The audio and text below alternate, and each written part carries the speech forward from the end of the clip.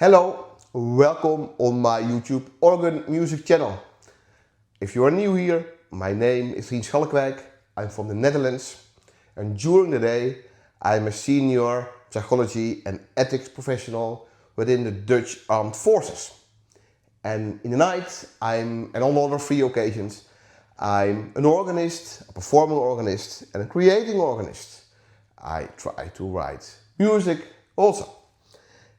A couple of years ago I did some talking series where I talked about some psychological aspects of being a musician and being an organist especially.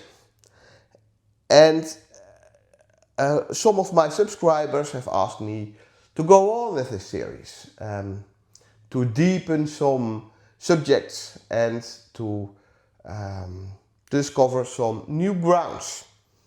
And today it is the first session from a new series. So Organ Psych Talks Season 2. And today we are gonna talk about a pretty technical subject. And it's pretty difficult for me, especially because I'm a Dutch native and English is not my native tongue. So I'm not very well in English and especially not in technical terms. So I need a script. So sometimes you're gonna see me watch, especially what kind of words I have to use. We're off. Like I said, it's a bit of a technical session today, especially interesting for musicians, for organists, but maybe also interesting for others who don't play themselves. The subject today, accidentals.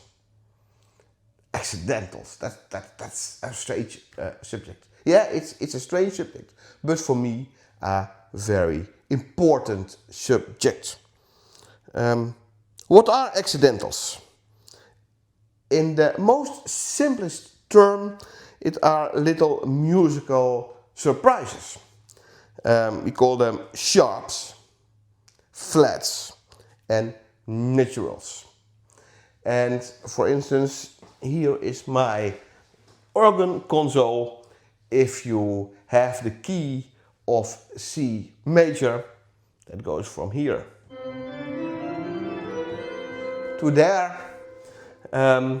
If you want to play the black keys, then you have, for instance, a sharp.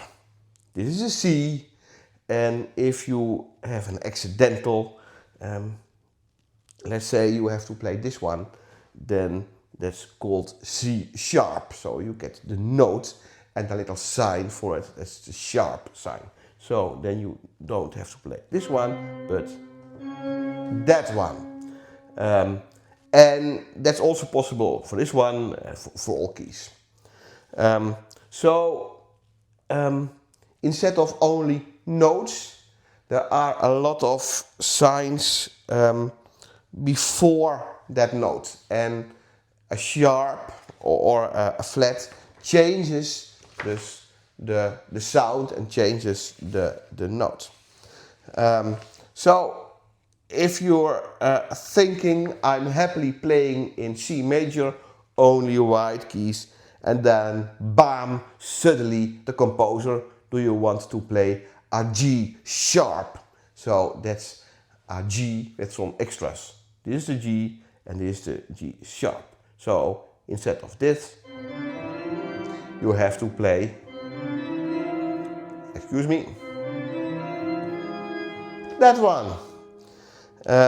So it's, and I have write it down, it's like walking to your living room and suddenly finding a Lego brick under your foot. Unexpected, slightly painful, and it makes you lose your flow. Why is this for me interesting? Because I struggle with them. And first time I found out is a couple of years ago, when my good friend Graham Twist Look him up if you don't know him. It's prolific and a fantastic composer. We all love his music. But he doesn't write easy to play music. He loves writing accidentals in his pieces. And that's because he loves the circle of fifths. That's another very difficult topic. But let's say he wants a sign before every note. That's I think his goal. So his music is pretty difficult to read and to play. And a couple of years ago he composed a piece for me that he dedicated to me and he gave to me. And I tried to play it. And again and again, and I struggled. I struggled for months. And Graham was sending me emails. Why don't you publish it? It's coming. But I struggled. And finally I managed to play it. I shall put the piece in the subscription, in the description from this video, so you can find out which piece it was. After that I played several pieces from Graham, all with accidentals. And some easier, some more difficult. And but along the road I got better in it. But still playing accidentals is my weak spot as an organist. And I found it out with several pieces. Another piece that I struggle big time with is Prière de Notre Dame. It's a not too difficult piece, but especially the second of the third page you have lots of accidentals, and each time I make stupid errors. And maybe that isn't as a problem if you play just for yourself, but I like to publish my pieces, and I don't want to publish pieces with errors in it. So I haven't recorded that one yet. And there are others that are not too difficult to play, but with lots of accidentals. And I struggle with it. And I ask myself, why? Why do I struggle with them? And of course, I know about learning strategies, about how to engage muscle memory, that kind of things. And if you want to learn more about that, please go to the website from my fruit friend Vidas Pinkevicius. Oh, I pronounce his name wrong. Let's do that again, because I can't cut the video, but I hate videos that are cut halfway. So I want to record all my things in one take, because otherwise I think it's fake, and I don't like fake. So you have to go to the website for my friend Vidas, Secrets of Organ Playing. Look it up. He's all over there. Together with his wife Ausra, they have an extended program for learning with literally thousands of instructional videos and themes that you can use. So that having said, it's good for you to understand this video is not about teaching how to play organ, because I'm not an organ teacher. I'm just a struggling organist who took a deep dive into accidentals. So, natural flat sharps. My weak spot, like I told you. And why? Why? It's not only learning strategies. It's not only practicing. There's more to it. So the question that I ask myself is, why are accidentals so much harder to play than just playing in a key with lots of sharps and flats? That was my question. Because you have also, of course, keys that have a lot of sharps or flats in it, like let's see, E flat major has three flats, or the key of A flat major, 4, and it's the same with sharps. And in general, that's not a problem to me. Up till 4 or 5 sharps or flats, I can play pretty well. But if there are lots of accidentals, then the game changes. So I took a deep dive in the psychology about it. And I found out, first of all, it's the psychology of pattern recognition. Here's what's happening in our brain when playing music. Our brain loves patterns. It craves difficult English word, predictability. And so patterns are important. So when you are playing a piece in, let's say, A flat major, the key signature at the beginning tells you up front what to expect. 4 flats, fine. Your brain creates a mental map of the keyboard for that key. And your hands know where to go. Muscle memory kicks in. But with accidentals, that map gets ripped up. Every accidental is a micro disruption. It forces you to update your mental map in real time. It does 3 things. First, it increases cognitive load. Your brain is juggling with too many things are going on. It slows your processing. So especially if you play quicker pieces, it slows you down. It slows your thinking down, and it slows your playing down. And the third one, it creates tension, mentally and physically, because you're unsure of the next move. So increasing of the cognitive load, it slows down your processing, and it creates tension. It's like walking down a familiar street when someone keeps moving the paving stones just as you step. So when you're in a key with 4 flats, that's stable chaos. Your brain knows the rules. But a piece in C major, with random sharps and flats all over the place, that's unpredictable chaos. And it exhausts you mentally. That's the first reason. The second one, why they feel harder than keys with many sharps and flats. That's also interesting. So why do accidentals feel harder than a piece with written in many sharps and flats? Let's make it clear. Imagine 2 pieces. First of all, a piece in A major. And for the musicians among you, you know a piece in A major has 4 sharps.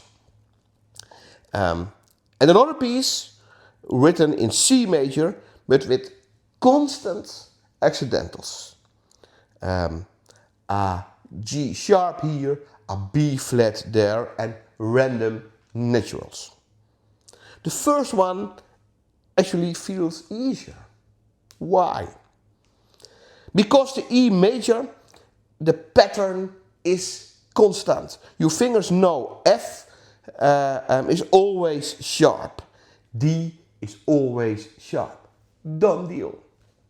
Your brain adapts. But in the C major piece, you're constantly second guessing yourself.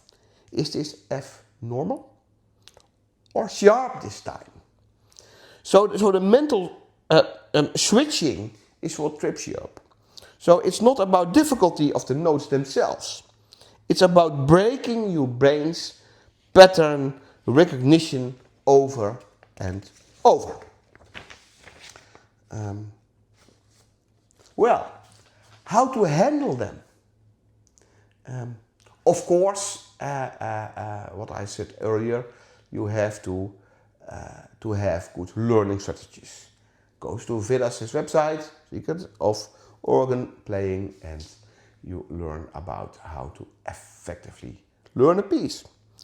But as I'm not an organ teacher, I still want to share some tips. The first one is chunking.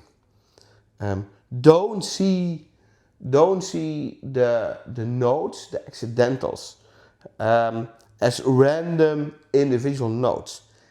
Try to see the pattern in them.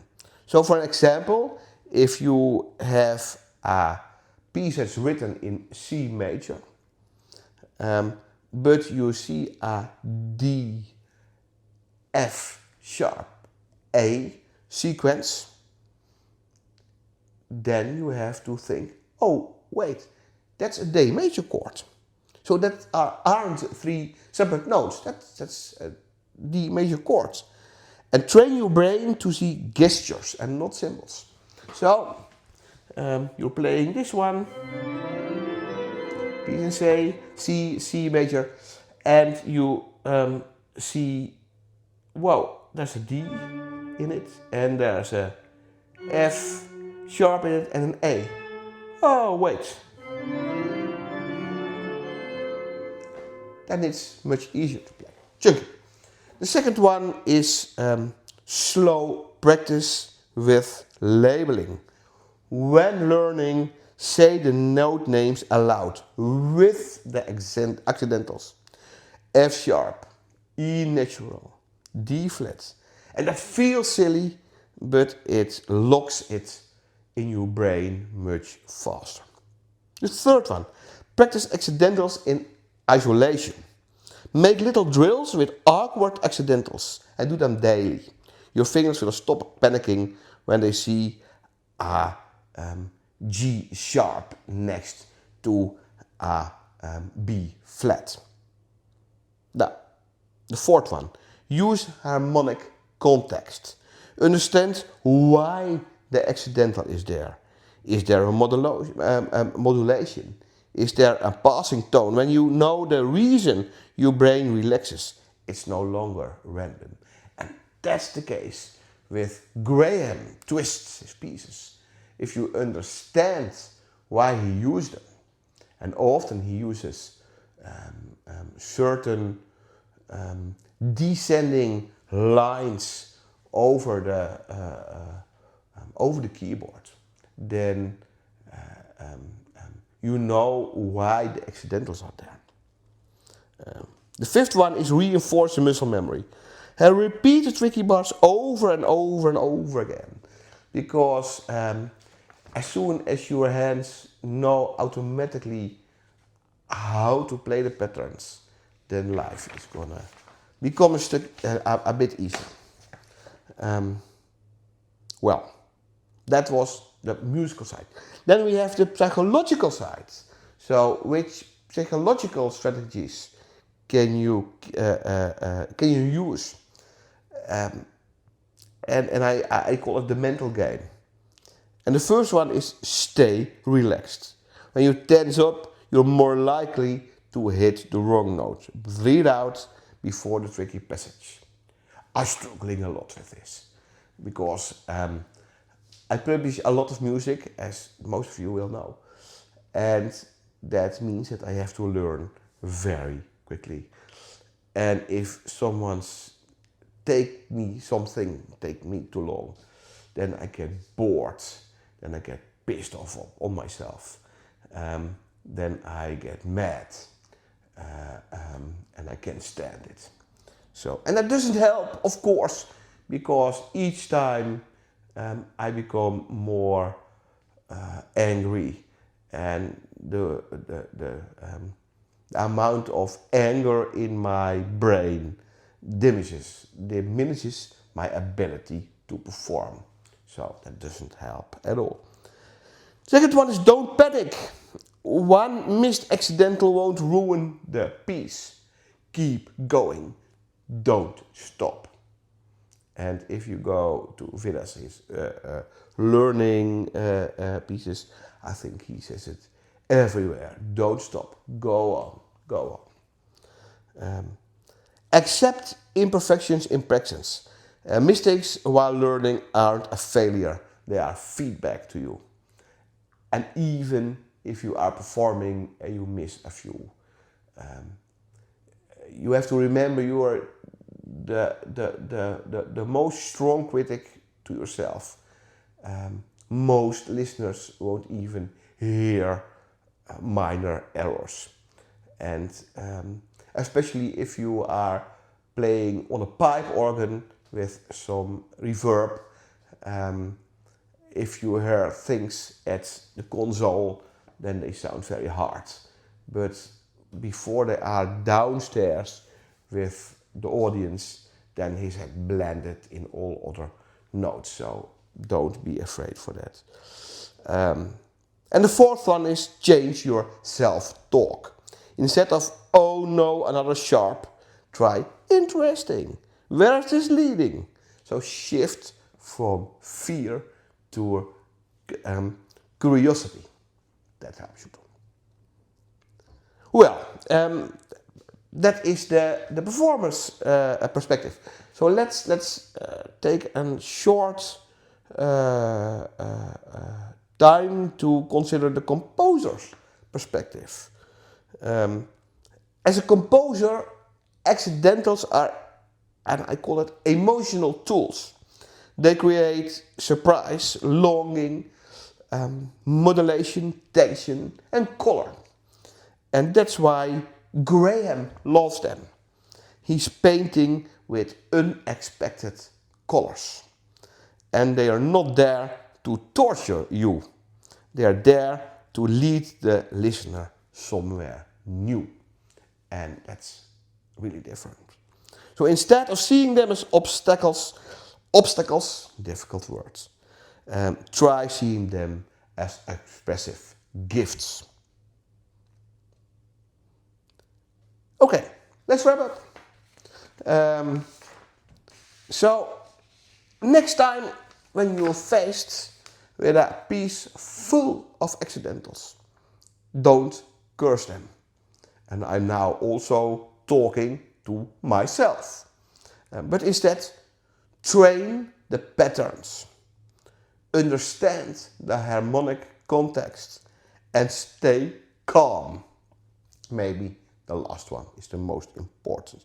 And remember, even if it takes weeks, tears, sweat, and a door with a hole in it, it's worth it.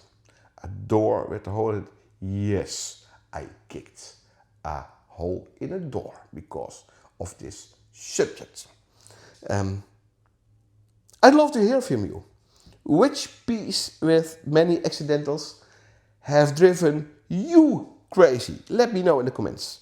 I might feature it in a future episode of Organ Psych Talks. And if you found it helpful, like, subscribe and share it with friends who might also be secretly terrified of accidentals. That's it. Thanks for watching, and I hope to see you next time. Bye for now, and have a nice musical day. Bye-bye.